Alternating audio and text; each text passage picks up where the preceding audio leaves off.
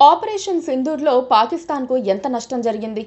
సీమాంతర ఉగ్రవాదాన్ని పెంచి పోషించే దేశానికి ఒక్కసారిగా షాక్ ఎలా తగిలింది? మే 11 తర్వాత పాకిస్తాన్ కిమ్మనకుండా ఉండటానికి ప్రత్యేకమైన కారణం ఏమైనా ఉందా?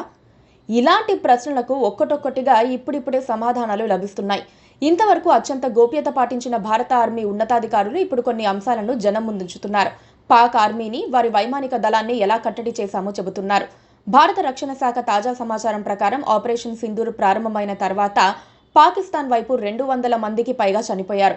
అందులో మే 7 దాడుల్లో 170 మంది ఉగ్రవాదులు హతమయ్యారు. ఆ రోజు 9 ఉగ్రవాద శిబిరాలపై భారత్ ఏకకాలంలో దాడులు నిర్వహించింది.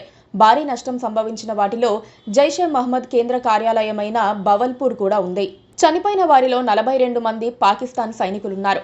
పాకిస్తాన్ దాడులను తిప్పికొట్టే చర్యల్లో మన ఆర్మీ, ఎయిర్ ఫోర్స్ దూసుకుపోయాయి. పాకిస్తాన్కు చెందిన 11 వైమానిక స్థావరాలను నేలమట్టం చేశాయి. ఈ క్రమంలో రహీం కార్ ఎయిర్ బేస్ పూర్తిగా ధ్వంసమైంది.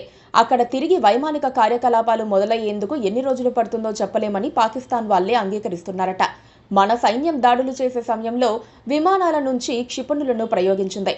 ఆ విమానాలను నడిపిన వారిలో ఈసారి మహిళా పైలట్లే ఎక్కువగా ఉన్నారని వైమానిక దళ వర్గాలు వెల్లడించారు. మహిళా పైలట్లు ఎంతో సమర్థంగా పనిచేశారని, అప్పగించిన బాధ్యతలో 100% సక్సెస్ సాధించారని రక్షణ శాఖ ఉన్నతాధికారులు చెబుతున్నారు. భారతీయులు చిందించిన ప్రతి రక్తపు బొట్టుకు సమాధానం తీవ్రంగా ఉంటుందన్న ప్రధాని నరేంద్ర మోదీ ప్రకటనను స్ఫూర్తిగా తీసుకుని మన మహిళా పైలట్లు పనిచేశారు. లక్ష్యాన్ని గుర్తించి ఛేదించడంలో ఎంతో నేర్పు, నైపుణ్యాన్ని ప్రదర్శించారు. మన ఆడపడుచుల సింధూరాన్ని చెరిపేయాలనుకున్న వారిని మట్టిలో కలిపేస్తామని మోదీ చేసిన ప్రకటన భారత సైనిక దళాలపై బాగానే పనిచేసింది. ముష్కరులను, వారిని ప్రోత్సహించే వారిని విడిచిపెట్టకూడదని తీర్మానించుకుని ముందుకు సాగారు. భారత సైన్యం ఇప్పుడు కూడా ఒక విషయాన్ని ప్రస్తావిస్తోంది.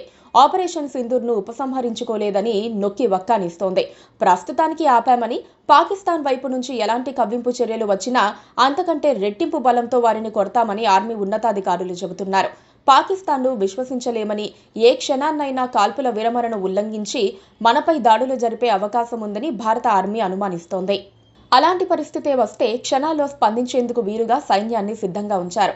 పాక్ ఆర్మీ చీఫ్కు ఫీల్డ్ మార్షల్ బిరుదును ప్రకటించడం పరువు కాపాడుకునే చర్యేనని భారత్ ఆర్మీ వర్గాలు సెటైర్లు వేస్తున్నాయి. Please subscribe to KTV Telugu. KTV Telugu. KTV Telugu channel.